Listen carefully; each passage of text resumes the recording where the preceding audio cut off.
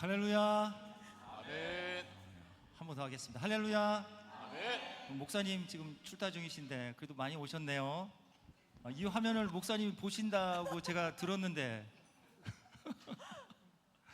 예, 이 시간 사도신경으로 우리의 신앙을 고백하겠습니다. 나는 전능하신 아버지 하나님 천지의 창조주를 믿습니다. 나는 그의 유일하신 아들 우리 주 예수 그리스도를 믿습니다. 그는 성령으로 잉태되어 동정녀 마리아에게서 나시며 본디오 빌라도에게 고난을 받아 십자가에 못 박혀 죽으시고 장사된 지 사흘 만에 죽은 자 가운데서 다시 살아나셨으며 하늘에 오르시어 전능하신 아버지 하나님 우편에 앉아 계시다가 거기로부터 살아있는 자와 죽은 자를 심판하러 오십니다. 나는 성령을 믿으며 거룩한 공교회와 성도의 교제와 죄를 용서받는 것과 몸의 부활과 영생을 믿습니다. 아멘. 할렐루야. 한 번 더 하겠습니다. 할렐루야. 아멘. 고맙습니다. 이 시간 우리의 마음을 모아 온 열방에 주님 되신 하나님을 높이며 찬양하길 원하시죠? 아멘. 아멘. 함께 그 마음 모아서 찬양합니다. 박수 치면서 찬양하겠습니다.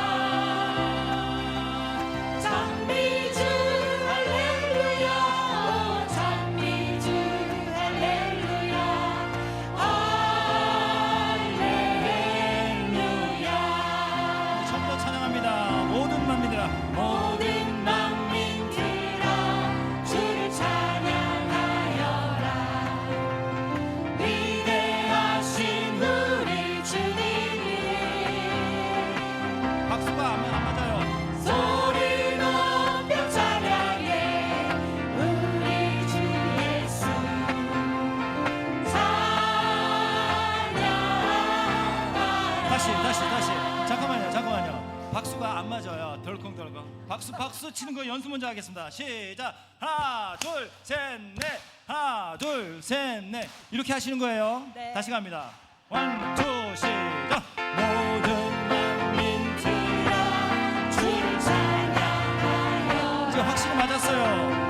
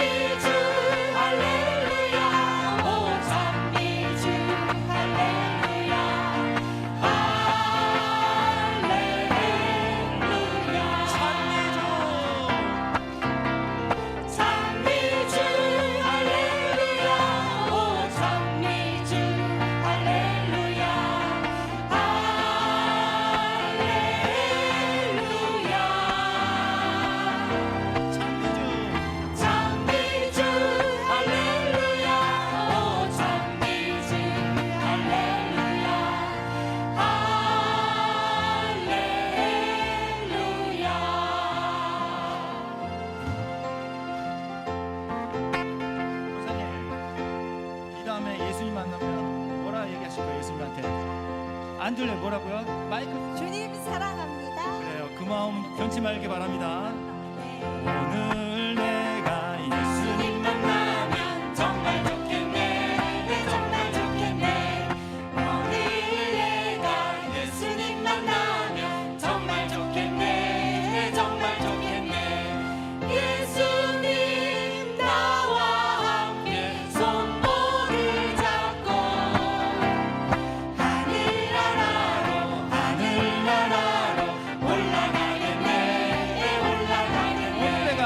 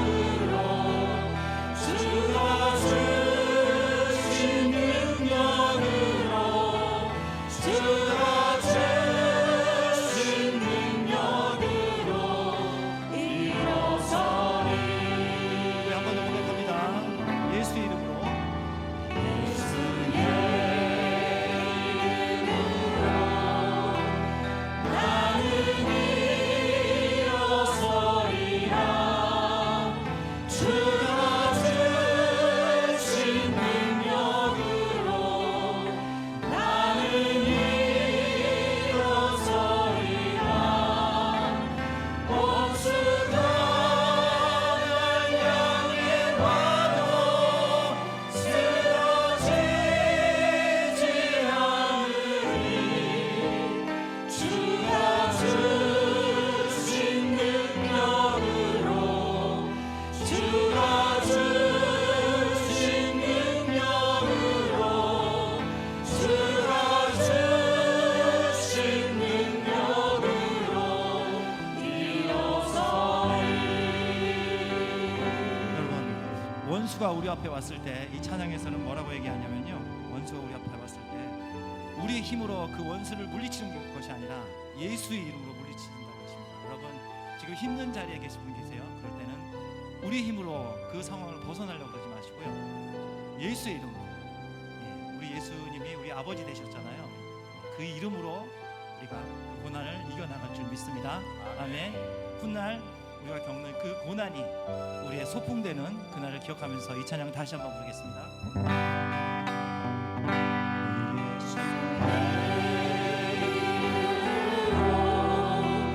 나는 일어서리라. 주가 주신 능력으로 나는 일어서리라. 원수가 날 향해 와도 쓰러지지 않으리. 주가 주신 능력으로 주가 주신 능력으로 주가 주신 능력으로 일어서리. 예수의 이름으로. 예수의 이름으로 손 높이 들고 찬양하겠습니다. 나는 일어서리라. 주가 주신 능력으로 나는 일어서리라. 우리 목소리로 찬양합니다. 악기.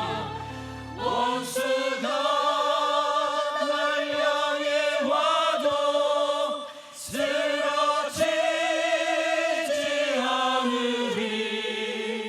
주가 주신 능력으로 주가 주신 능력으로 주가 주신 능력으로 일어서리.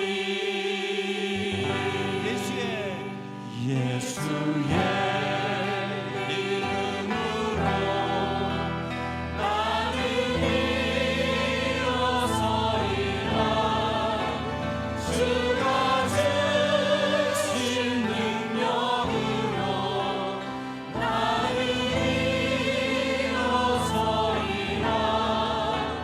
원수가 날 향해 와도 쓰러지지 않으리. 주가 주신 능력으로 주가 주신 능력으로 주가 주신 능력으로 일어서리. 주가 주신 능력으로 일어나는 저와 여러분이 되길 예수님의 이름으로 축원드립니다. 아멘. 예배를 위해서 다 같이 조용히 기도하면서 예배 자리로 나가겠습니다. 아멘.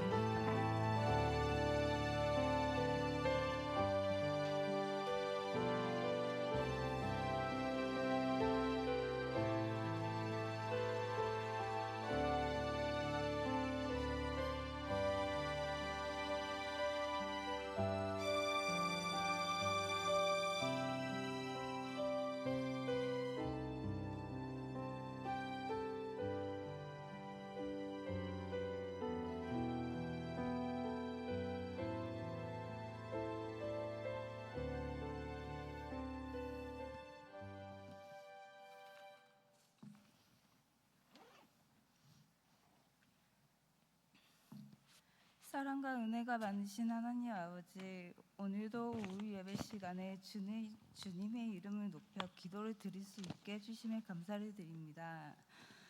복잡한 우리의 삶 가운데 예배를 통하여 말씀을 듣고 묵상하고 기도하게 하시고 사랑과 겸손, 지혜까지 우리 마음속에 깊이 새기게 해주심에 깊은 감사를 드립니다. 우리의 입술을 통하여 주님께 드리는 마음의 기도가 하늘에 닿아서 마음의 평안과 삶이 새롭게 변화되고 주님을 향한 믿음의 끈을 놓지 않는 하나님의 자녀가 될 수 있도록 인도하여 주시옵소서. 그리고 믿음으로 가득 찬 새 가족들이 찾아오게 하시며 경건한 마음으로 주님을 섬기는 사람들이 모이는 교회가 될 수 있도록 은혜를 베풀어 주시옵소서. 내일부터 시작하는 기도회가 있습니다. 한 사람 한 사람의 마음을 모아 기도하는 소중한 자리에 참여하시는 모든 사역자분들과 아이들까지 주님께서 기억하여 주시고 기도회를 통하여 모두가 하나 되어 주님의 사랑 안에서 은혜와 평강을 누릴 수 있게 되길 소망합니다. 다가오는 여름 성경학교 준비해 있습니다. 준비하시는 선생님들께 지혜와 은총을 더하여 주시고 이번 성경학교를 통해 우리 아이들이 하나님의 깊으신 사랑을 깨닫고 은혜 안에서 늘 평안과 기쁨 가운데 살아갈 수 있게 되길 바라며 밝고 건강한 하나님의 자녀로 성장할 수 있게 도와주시옵소서. 오늘도 주님의 교회를 섬기며 성도들을 위해 헌신하시는 목사님들을 위해 기도합니다. 목사님의 영광력을 건강하게 하시고 성령을 충만케 하시며 하나님의 말씀을 담대하게 선포할 수 있는 능력을 더하여 주세요. 모든 성도들이 목사님의 말씀과 기도에 귀를 기울이게 하시고 영혼의 변화가 생기며 회복되는 은혜가 나타나게 하옵소서. 사역의 모든 영역에서 지혜와 능력으로 충만케 하시며 가정과 일터의 평안과 경건함을 더하여 주시고 늘 감사와 겸손한 마음으로 사역할 수 있도록 인도하여 주소서. 돌아오는 한 주간도 마음의 평강을 주실 거라 믿으며 예수님의 이름으로 기도드렸습니다.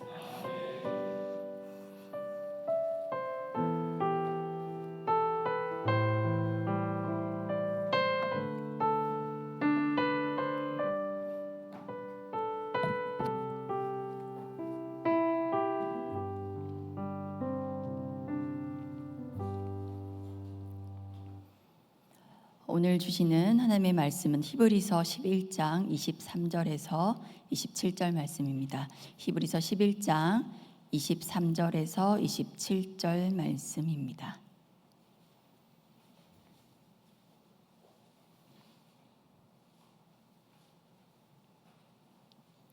히브리서 11장 23절에서 27절 말씀 한 절씩 교독하신 후에 마지막 절은 함께 읽겠습니다.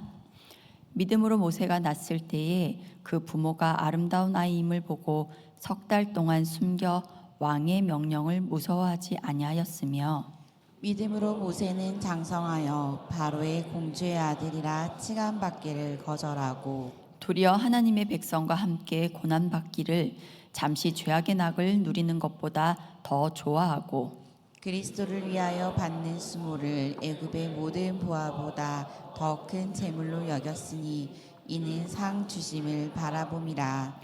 믿음으로 애굽을 함께요.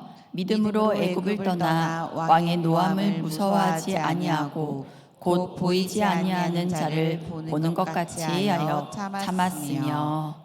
아멘. 오늘은 기질대로 쓰시는 하나님 세 번째 시간으로 은혜를 나누려고 합니다. 지난주에 제가 일부 예배 설교를 했어요. 영상에 남지 않아서 많이 보신 분은 적겠지만 어떤 분이 그러시더라고요. 3부 예배 전에 목사님 제가 일부 예배를 집에서 들었는데요. 목사님 하신 설교 중에서 제일 내용도 좋았고요. 제일 자연스러웠어요. 그렇게 말씀하시는 거예요. 근데 그 뒤에 말이 중요합니다.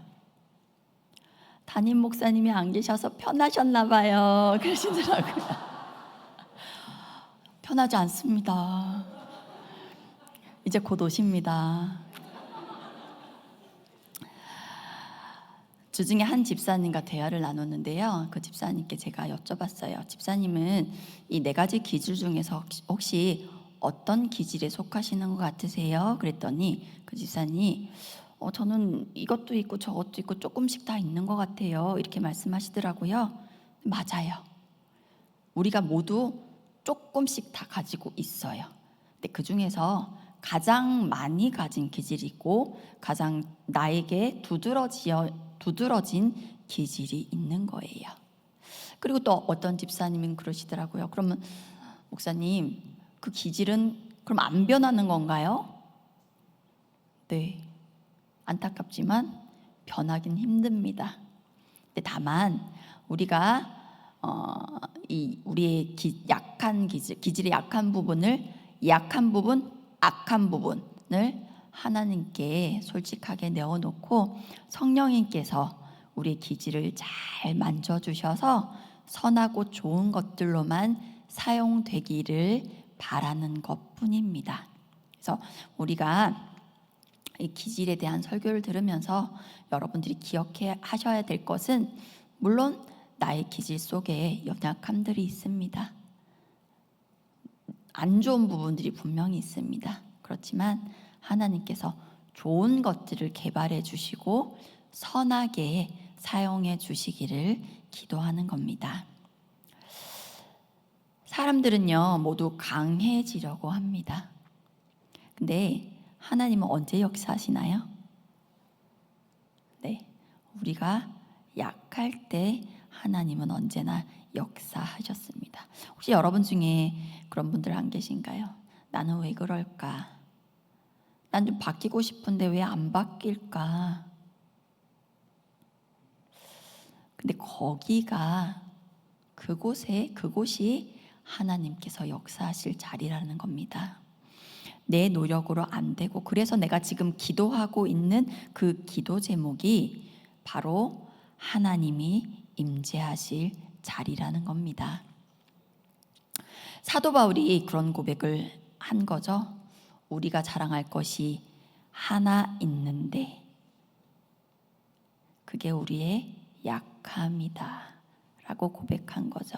근데 바울은요, 사실은 기질적으로 약함을 혐오하던 사람입니다. 바울은 담즙질이잖아요. 혹시 그런 분들 안 계세요? 사는 게 왜 힘들어? 노력하면 되는 거지. 안 해서 그런 거 아니야? 게으르니까 그렇지. 자물줄이라고. 그런 분들 안 계세요? 약해 빠져가지고. 그런 분들 계실 거예요. 바울이 그런 사람이었어요. 근데 그 안에 복음이 들어가니까 몸에 힘을 다 빼게 된 겁니다. 그리스도를 아는 지식이 가장 귀한 것이고, 그래서 그의 자랑, 자기가 강하다고 여겼던 그 모든 것들을 배설물로 여기고, 내가 자랑할 수 있는 것은 오직 나의 약함뿐이다. 그 약함 속에서 일하시는 그리스도밖에 없다라고 고백하게 된 거죠. 우리의 약함 속에 일하시는 하나님의 영광이 있고 은혜가 있음을 고백하는 저와 여러분 되시기를 바랍니다. 히포크라테스의 4기질, 4가지 기질 중에서 우울질에 대해서 오늘 말씀을 드리려고 하는데요. 담즙질의 기운이 가장 강한 기질입니다. 제가 지난주 일부 예배가 자연스러웠던 게 담임 목사님이 없어서가 아니라는 게, 지난주 오후 예배 때 엄청 버벅거렸거든요. 담임 목사님 안 계셨는데 되게 버벅거렸어요. 왜냐하면 PPT를 보고 읽어야지 그랬는데 글씨가 너무 작아서 안 보이는 거예요. 그래서 여기 준비를 안 했는데 안 보여서 처음부터 엄청 당황했습니다. PPT 좀 넘겨주세요. 그래서 그 우울질의 기질은 4가지 체액 중에서 흑담질의 기질이 가장 강하게 나타난 기질인데요. 이름 때문에, 우울질이라는 이름 때문에 그냥 우울한 사람, 우울하다라고만 생각하기, 오해하기 쉬운데, 그게 아니라 우울질은 내향적이고 사색적이고 생각을 많이 한다는 거예요. 근데 외부의 자극보다는 내면의 아이디어와 감정에 더 집중하는 사람이래요. 완벽주의적인 경향이 많아서 완벽주의자들 생각 한번 해보세요. 피곤하죠. 엄청 피곤한 사람들이죠. 자신과 타인, 또 결과물에 대해서 엄청 높은 기준을 가지고 있대요.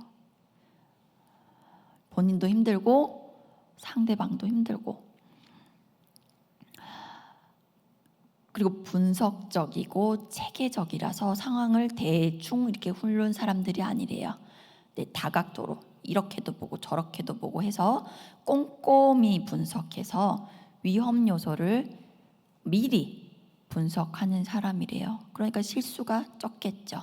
네, 꼼꼼하고 실수가 적은 사람일 거예요. 그리고 섬세하고 감수성이 깊어서요, 다른 사람의 감정의 변화를 매우 빠르게 캐치한대요. 그리고 분위기를 잘 파악한대요. 그리고 이 사람들은요, 자신들의 한계도 너무 잘 안대요.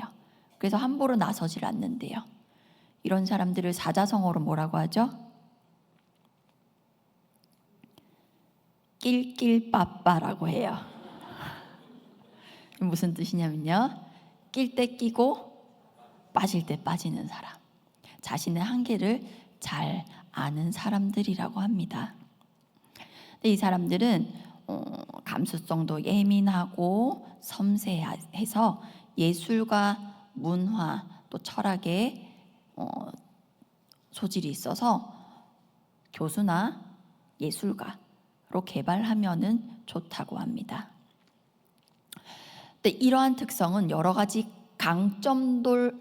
강점들로도 이어지고요, 또 약점들도 당연히 있겠죠.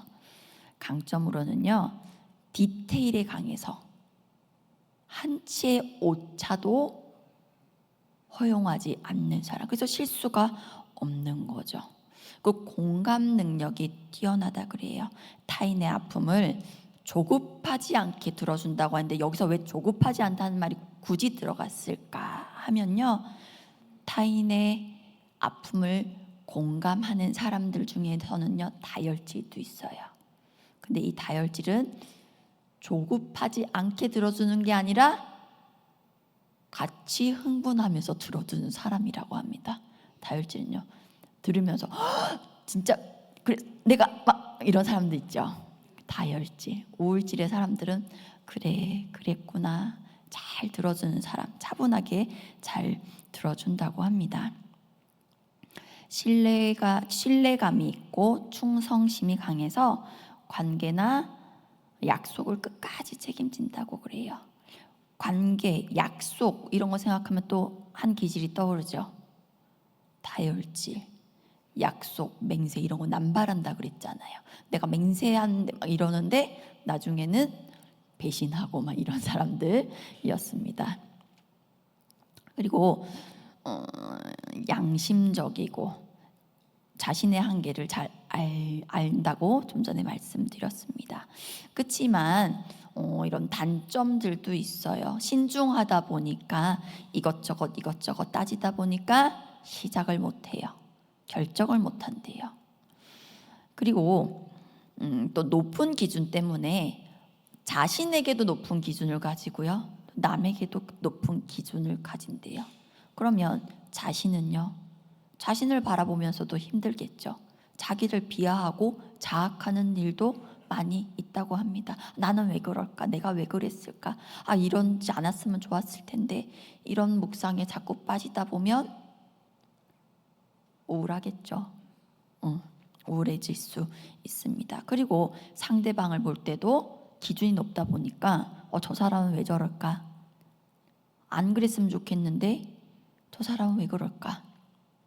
근데 또 그 기준은 자기래요. 자기가 그 기준이래요. 그러면 이 사람은 다른 사람과의 관계가 원활할까요? 안 원활할까요? 조금 힘들 수도 있겠죠. 내가 선이잖아요. 그래서 그런 약점들도 가지고 있습니다. 그래서 비판을 잘하고, 근데 나도 내가 힘드니까, 나도 내가 마음에 안 드니까 비관적일 수도 있다고 해요. 그 일을 생각할 때에 그냥 또 낙관적으로 생각하기보다는 최악의 시나리오를 생각하는 사람들 있죠. 네. 이건 이렇게 되고 이렇게 되고 이렇게 되면 결국에 안 될 거야. 그러니까는 하지 말자라고 끝나는 사람들, 아무것도 시작을 잘 못하는 사람들. 그렇지만 만약에 한다면 아주 꼼꼼하게 일을 잘 해내겠죠. 그래서 우울질의 한번 대인관계, 우울질의 대인관계를 좀 한번 살펴보면 사람들을 가려서 사귄다고 해요. 이 사람들의 인간관계는 좁고 깊은 관계를 가진다고 해요. 사람을 가려서 사귀지만 그 사귄 사람을 위해서는 정말 목숨을 다해 헌신할 정도로 깊은 관계를 가진다고 합니다. 그래서 말씀드렸지만 완벽을 추구하다 보니까 옆에 사람들이 틈이 없겠죠. 그래서 옆에 사람들과의 그 원활한 분위기가 잘 안 될 때도 있습니다. 그리고 자기가 이상적인 표준이라고 생각하기 때문에 때로는 아나무인으로 비춰질 수도 있다고 합니다.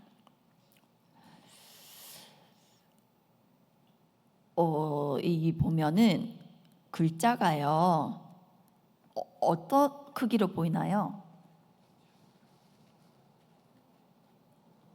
다행히 그렇게 큰 글씨로는 안 보이는데 받침 같은 게 조금 막 찌그러져 있고 막 그래요. 그래서 제가 저 그림들과 어제 1시간 넘게 씨름을 했거든요.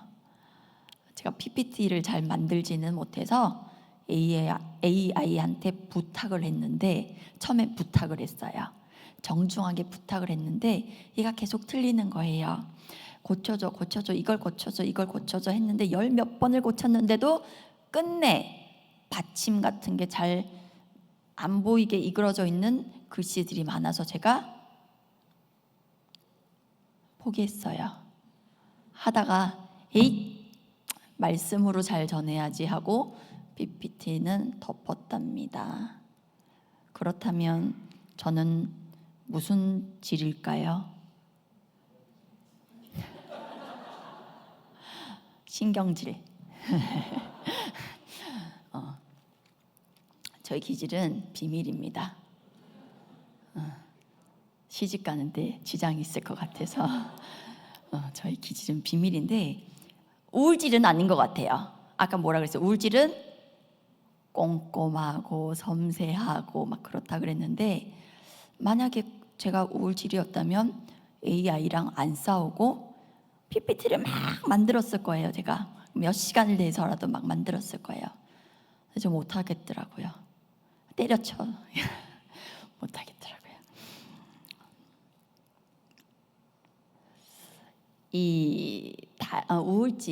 우울질의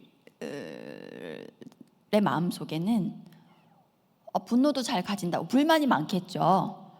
기준이 높다 보니까 상대방에 대한 불만도 많을 거고, 나에 대한 불만도 많을 거고, 사건에 대한 이해에 있어서도 불만이 있을 거예요. 근데 겉으로는 잘 표출을 하지 않는데요. 근데 쌓이면 폭발하는 사람들, 무서운 사람들이라고 합니다. 네, 왜요? 벌이요? 나만 아니면 돼. PPT는 끝났습니다. 끝났다고요? 네. 우울질의 성경 인물론은 오늘 본문을 통해서 눈치채신 분들도 있겠지만 바로 모세입니다. 지난주에 제가 담즙질의 인물이 누굴까요? 한번 생각해 보세요 이랬더니 모세 막 이런 분들이 많이 계셨어요. 그래서 아마 담즙질이 리더의 기질이 강하다고 얘기를 하니까 리더하면 이스라엘 리더하면은 모세 하니까 그 모세를 많이 떠올리신 것 같은데요. 여기서 한 가지요. 담즙질이라고 해서 모두가 리더가 되는 건 아니죠. 그리고 리더라고 해서 모두가 담즙질은 아닌 거예요. 다른 기질들을 가지고서도 얼마든지 그 좋은 장점을 발휘해서 리더가 될 수도 있고 또 반대로 담즙질이지만 좋은 조력자도 될 수 있다는 사실입니다. 우울질에는요 특히 선지자들이 많다고 합니다. 하나님의 말씀을 곧이곧대로 전달하는 성실함과 신실함, 그 신실성이 그들의 특징이기 때문입니다. 눈물의 선지자 예레미야가 그랬고요. 로뎀나무 아래서 우울에 빠졌던 엘리야가 그랬고요. 또 요나와 모세를 들 수 있습니다. 먼저 모세의 생애를 살펴보면요. 모세는 물에서 건짐을 받아서 바로의 공주의 왕궁에서 자라게 됩니다. 보통 사람이라면 이런 행운을 놓치지 않았을 겁니다. 만약에 다혈질이었다면 와 이런 횡재가 있어. 엄청 떵떵거리고 왕궁에서 그 부요를 누리면서 살았을 거예요. 담즙질이라면요. 이걸 기회로 삼아서 내가 힘있게 한번 살아보는 발판으로 야심을 품었을 겁니다. 근데 모세는요, 왕궁의 삶이 기쁘지 않았습니다. 애굽의 좋은 교육도 그를 만족시키지 못했습니다. 완벽주의자이자 이상주의자였던 모세는 이 현실의 부요가 조금도 만족스럽지 않았습니다. 그래서 모세는 자기 백성이 고통받는 현장을 배회했습니다.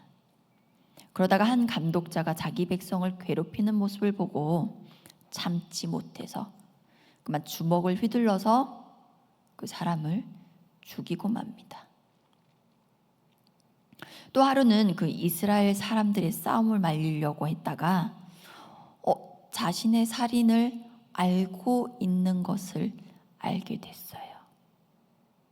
자신의 살인이 탄로났다는 것을 알게 되자 미디안 광야로 도망을 가게 됩니다. 염려 많은 우울질의 모세는 두려움에 도망을 간 거죠. 젊은 날의 모세는 그 우울질의 특성을 아주 유감 없이 보여주고 있습니다. 이상주의적 성격으로 왕궁의 호화를 마음 편히 누리지 못했고요. 그래서 자기 백성을 맴돌았고 자기 백성이 고통받는 현장을 벗어나지 못했습니다. 또 내가 봤다라는 그 한마디에 두려워서 도망을 쳤습니다. 눌려있던 분노를 폭발해서 애굽 사람을 죽이기도 했습니다. 모세는 40년 동안 미디안 광야에서 살았는데요. 거기서도 막 되게 열심히 살았다기보다는 유유자적 지는 해를 바라보고 뜨는 달을 바라보고 그러면서 목동의 삶을 그냥 살았던 것 같습니다. 광야 40년의 세월을 요약한 시가 시편 90편인데요. 유명한 구절이 있습니다. 우리 시편 90편 10절 말씀 함께 읽어보시겠습니다. 시편 90편 10절이요. 시작. 우리의 연수가 70이요 강건하면 80이라도 그 연수의 자랑은 수고와 슬픔뿐이요 신속히 가니 우리가 날아가나이다. 이런 묵상이 나오는 인생 조금 상상이 되시나요? 이런 시를 누가 노래할 수 있을까요? 좀 유유자적 하던 목동의 삶이었을 것 같습니다. 모세가 하나님의 부르심을 받는 장면을 보면 우리가 이 우울질의 특성을 정말로 특성 있게 볼 수 있는데요. 떨기나무 아래서 하나님의 임재 앞에 섰을 때 모세는 자신을 지나치게 낮추어서 비약하는 모습을 보였습니다. 하나님께서 그렇게 말씀하시죠. 내가 너를 바로에게 보내서 내 백성 이스라엘을 애굽에서 인도하여 낼 거야. 내가 너를 사용할 거야 라고 하나님께서 말씀하셨는데, 그때 모세는요, 내가 누구간데 바로에게 가고 또 내가 누구간데 이스라엘 백성을 애굽에서 인도해 낸단 말입니까? 하나님께서요, 내가 너와 함께 할 거다. 너는 순종만 하면 된다 라고 말씀하셨지만, 모세는 이스라엘 백성에게 하나님이 말씀하셨다고 하면 그 하나님의 이름이 뭐냐고 물어볼 텐데 그땐 그들에게 뭐라고 합니까? 하나님께서 나는 여호와 스스로 있는 자니라 라고 말을 하거라 라고 얘기했어요. 그때 모세는요, 또 그들이 나를 믿지 않을 것입니다. 정말 하나님이 나타나셨다고 하면 그들이 믿을까요? 헛것을 봤다고 하지 않을까요? 헛소리를 들었다고 하지 않을까요? 그때 뭐라고 합니까?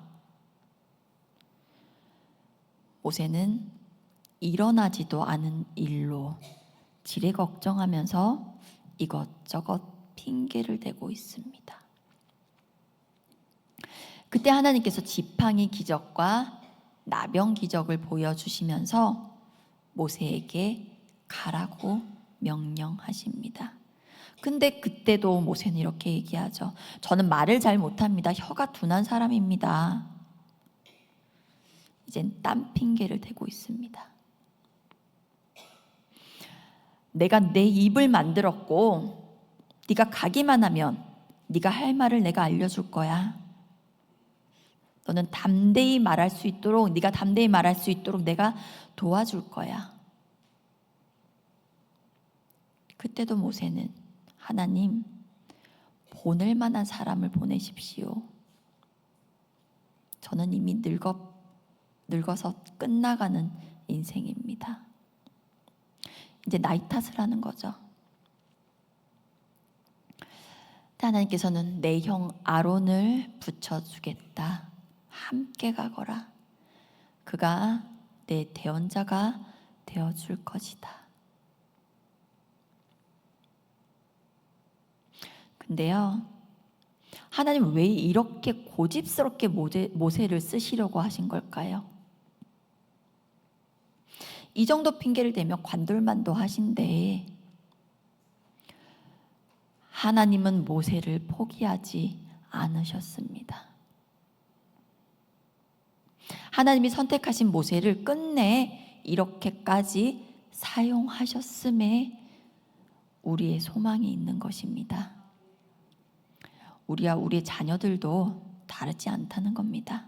하나님께서 쓰시기로 작정하셨다면 우리의 연약함과 관계없이 하나님께서 고집스럽게 부르시고 고치시고 빚으셔서 마침내 주님의 뜻대로 사용하실 것을 믿으시길 바랍니다. 모세의 삶에는 이런 주저와 두려움, 또 새로운 것에 대한 염려와 걱정이 많았습니다. 우울질의 그림자들이 그를 장악하고 있었습니다. 근데 그랬던 모세가 마침내 살아계신 하나님을 향해서 믿음을 갖기 시작했습니다. 우리 믿음은요, 바라는 것들의 실상이라고 얘기했어요. 우리 마음속에 추구하는 모든 이상은 믿음으로 이루어질 수가 있습니다. 하나님을 만나기 전까지 우리의 마음속에 있는 이상은요, 이상일 뿐이었죠. 이루어질 수 없는 미완성의 이상일 뿐이었습니다. 그래서 현실은 늘 불만족스럽죠. 그러나 살아계신 하나님을 만나면 이제 나는 하나님 한 분만으로 만족합니다. 내 모든 이상은 이미 완성되었습니다. 라고 고백하게 되는 것입니다. 모세는 전능하신 하나님을 신뢰하게 되었습니다. 완벽주의자이자 또 다른 사람을 믿지 못하고 또 이 세상을 의심하면서 살아가던 사람이 이제는 하나님을 믿을 때 비로소 다른 사람도 믿을 수 있게 되는 것입니다. 왜냐하면 이 두려움과 불신으로 가득 차 있던 이 우울질의 사람들, 근데 하나님을 만나면요, 하나님 안에서 안전하다는 사실을 깨닫게 되는 것입니다. 두려움이 사라지고 사람을 향한 신뢰가 회복되는 것입니다. 전능하신 하나님을 바라보시길 바랍니다. 하나님이 안 계시는 곳이 없습니다. 여러분의 위험을 보고만 계실 분이 아니십니다. 안전합니다, 여러분은. 그 하나님을 믿는 믿음으로 새 일을 행하시길 바랍니다. 올해처럼 내년도 우리 주님의 날입니다. 주님께서 그때도 함께 하실 것입니다. 어제까지 함께 하신 하나님께서 오늘도 내일도 함께 하실 것입니다. 새로운 것이 늘 두렵고 주저하시는 분들, 또 모세처럼 마음속에 계속 머뭇거림이 있으신 분들, 전능하신 하나님을 믿고 그분과 함께 나아가시기를 바랍니다. 믿음으로 모세는 홍해를 육지처럼 건넜습니다. 모세는 하나님을 대면한 사람이었어요. 출애굽 과정에서 많은 사람들이 그를 원망했을 때도 그때마다 그냥 하나님 앞에 엎드렸습니다. 그랬을 때 하나님 모세의 그 권위에 도전하는 사람들에게 이렇게 말씀하셨습니다. 모세처럼 나를 대면하여 살아남은 자가 누가 있느냐? 그렇게 모세의 역성을 들어주셨습니다. 이제 영광의 주님을 바라보시길 바랍니다. 내 연약함도 또 다른 사람에 대한 불안 요인도 잊으시길 바랍니다. 대신에 신실하신 하나님을 바라보십시오. 그 하나님이 나의 아버지시고 나를 사랑하신다는 사실을 기억하시길 바랍니다. 또 한 사람, 선지자 엘리야도 우울질의 사람이었습니다. 엘리야는요, 바알과 아세라의 선지자 850명과 대결해서 이겼던 사람입니다. 그러면 엄청 누구보다도 대범하고 강인한 사람일 것 같은데요. 근데 대결에서 이긴 후에 오히려 아세라의 협박이 무서워서 주랭랑을 쳤던 사람입니다. 도망친 것도 모자라서 하나님께 자신을 죽여달라고까지 얘기했습니다. 무서워서요. 그때 로뎀나무 아래서 하나님께서 전인적인 치유, 먹이시고 재우시고 스킨십 어루만져 주시면서 회복시켜 주셨습니다. 그 후에 40주 40야를 달려서 하나님의 산 호렙산에 이르렀어요. 근데 거기 가서도 뭐라고 하냐면 하나님께 오직 나만 남았거늘 이라면서 또 자신 신세를 한탄했습니다. 높은 기준을 가진 사람은 남들이 눈에 차지 않아서 자기밖에 없다고 얘기하는 거예요. 자기 연민이기도 하죠. 그러나 그것은 사실이 아니었습니다. 하나님은 7천 명의 남은 자가 있다는 사실을 깨우쳐 주시면서 엘리야가 다시 사명을 감당하게 하셨습니다. 이렇게 우울질은 한 번씩 이런 염세와 자기 연민 또 비관에 빠지기도 합니다. 마지막으로 한 사람 더요.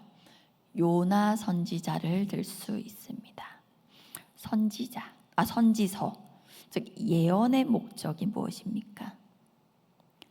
심판을 예고해서 그 심판을 피할 수 있게 하는 것입니다. 그렇다면 예언이 성취되어야 할까요? 성취되지 않아야 할까요? 성취되어야 해요? 그러면요? 예언의 목적은요, 심판을 예고해서 그 심판을 피하게 하는 거예요. 그렇지만 성취되어야 하죠. 이게 예언자의 딜레마인 거예요. 백성이 예언의 말씀을 듣고 돌이켜서 화를 면하는 것이 목적이지만 끝내 듣지 않을 때는 예언이 성취되어야 합니다. 근데 예언이 성취되면 예언이 성취되는 것은 재앙이죠. 이 딜레마 때문에 우울질의 선지자들은 더 사색에 빠지기도 하고 우울해질 수도 있다는 것을 우리가 이해할 수 있습니다. 요나는 우울질답게 기준이 너무 높아서 그리고 다른 사람의 잘못을 용납하지 못하고 융통성도 없기 때문에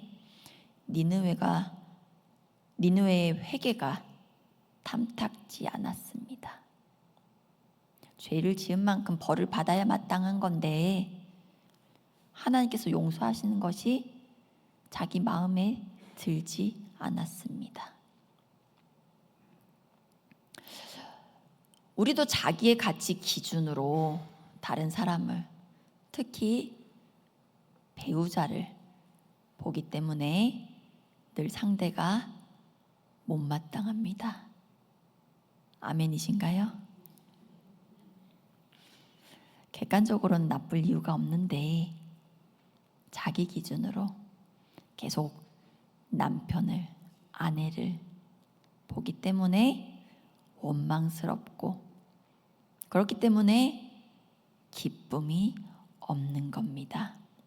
우리에게는 좋은 것을 좋게 보는 눈이 필요합니다. 내 가치 기준이 늘 옳은 것도 아니죠. 나도 틀리죠. 한 가지 제안을 드리겠습니다. 사랑하는 남편의 혹은 사랑하는 아내의 혹은 그냥 남편의 그냥 아내의 좋은 점들을 한번 기록해 보시기 바랍니다. 진짜 써보세요. 써보시고 한번 이렇게 보세요. 그러면 생각보다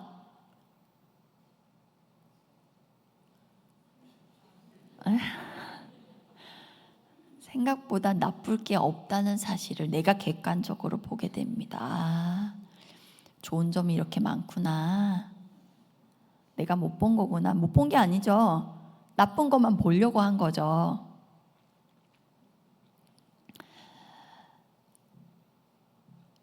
객관적으로 나쁠 이유가 없는데 내 기준 때문에 상대를 불만스러워하고 불평했다는 사실을 내 눈으로 확인하게 될 것입니다. 우울질에게는 꼭 한번 필요한 작업일 것 같아요. 여러분들이 우울질이 아닌 것 같다 하더라도 오늘 댁에 가셔서 한번 기록해 보세요. 내 남편, 사랑하는 남편의 좋은 점, 사랑하는 아내의 좋은 점 한번 기록해 보세요. 아니면 사랑하는 자녀의, 사랑하는 부모님의 좋은 점을 기록해 보세요. 모세가 부름을 받을 때에 나이가 80세였습니다. 80세의 노인을 붙잡아서 그처럼 걸작인 인생을 살게 하신 하나님께서 여러분의 생에도 붙잡기를 원하십니다. 살아계신 하나님은 여러분이 그분을 신뢰하기를 원하세요. 자신을 향해 절망하지 마시고 일어서시길 바랍니다. 그리고 시시때때로 하나님을 바라보셔야 합니다. 믿음으로 모세는 홍해를 마른 땅처럼 건넜고요. 또 결국에는 자기를 희생하면서까지 광야를 끝까지 건넜습니다. 하나님, 이 백성을 구해 주시옵소서. 이 백성을 버리려거든 차라리 내 생명을 거두어 주옵소서라고 고백할 정도로 나중에 모세는 자기 기준이 아닌 사랑의 마음으로 백성을 섬기는 리더가 되었습니다.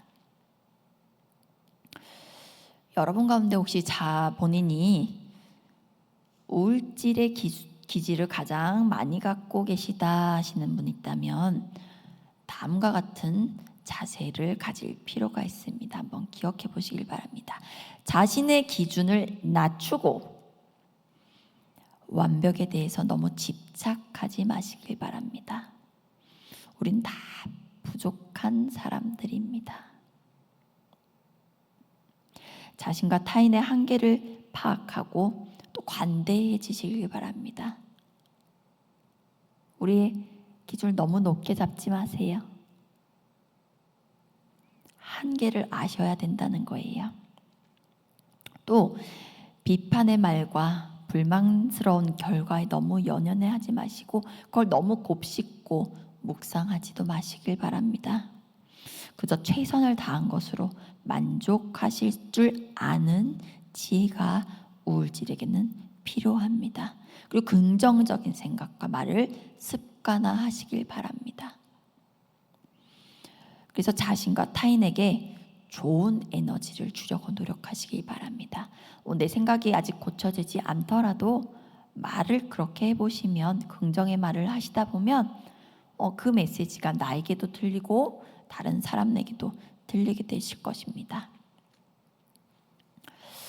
우리는 내 기질에 못되고 악한 것은 거두어 가시고 선하고 좋은 것들만 사용해 주시기를 기도해야 합니다. 성경은요, 육신으로 살면 죽을 것이로되 영으로 내 육신을 죽이면 살리라 라고 말씀하십니다. 이 말씀은요, 악한 기질대로 살면 죽을 것이로되 라는 얘기입니다. 악한 기질에 내 인생을 맡기면 그 약점이 너를 삼켜버릴 텐데 라는 말씀입니다. 기질의 악함에서 빠져나오시길 바랍니다. 그 악한 것을 소멸하게 하시고 또 그 기질의 귀하고 복된 장점들이 나를 주장하시도록 우리 주님께 맡겨드리시길 바랍니다. 주님께서 여러분의 생애를 모세처럼 걸작으로 살게 하실 것입니다. 하나님은 우리의 행복을 처음부터 계획하셨습니다. 그리고 우리를 행복하도록 인도하시는 분이십니다. 그런데 우리가 하나님께서 예비하신 행복을 내 기준으로 평가하고 감사하지 못하고 또 하나님의 선하신 계획을 신뢰하지 못해서 스스로 불행한 인생을 살고 있진 않습니까? 하나님의 신실하심과 선하심을 신뢰하시길 바랍니다. 하나님은 여러분의 행복을 위해서 오늘도 일하고 계십니다. 그 하나님을 신뢰함으로 더 이상 두려워하지도 마시고 주저하지도 마시길 바랍니다. 그리고 우리의 자녀들을 그 신실하신 주님의 손에 맡겨드리기를 원합니다. 나의 믿음 없음으로 내 자녀의 인생을 불안하게 하고 염려하게 했던 것들을 용서해 주시고 나와 내 자녀에게 믿음을 더해 주셔서 담대하게 주님과 동행하게 해달라고 기도하시길 바랍니다. 내 길도 그래서 모세가 바닷길을 마른 땅처럼 건너갔듯이 우리의 길도 또 자녀의 길도 시온의 대로로 주님께서 인도해 주시기를 주님의 이름으로 간절히 축원합니다. 기도하시겠습니다. 하나님 아버지 감사합니다. 우리를 하나님의 형상대로 지으시고 사랑하시되 끝까지 사랑하시는 하나님 감사를 드립니다.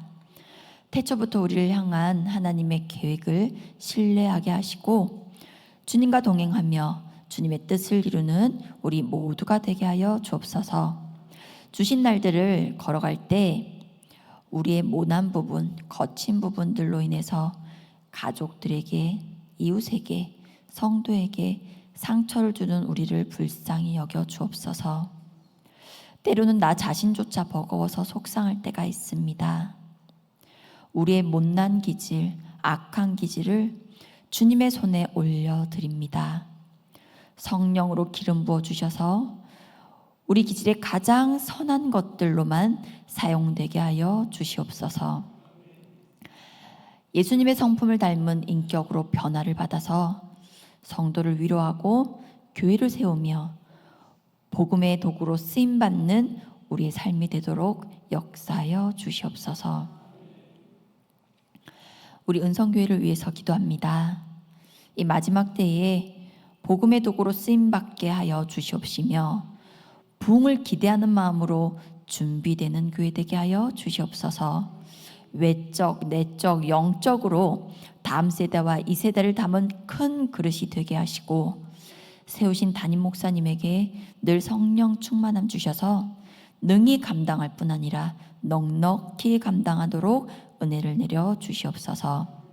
안식주간이 회복과 충전의 시간 되게 하시고 또 교회를 위하고 하나님 나라를 위한 목사님의 사역에 하나님이 가장 든든한 지원군이 되어 주시옵소서.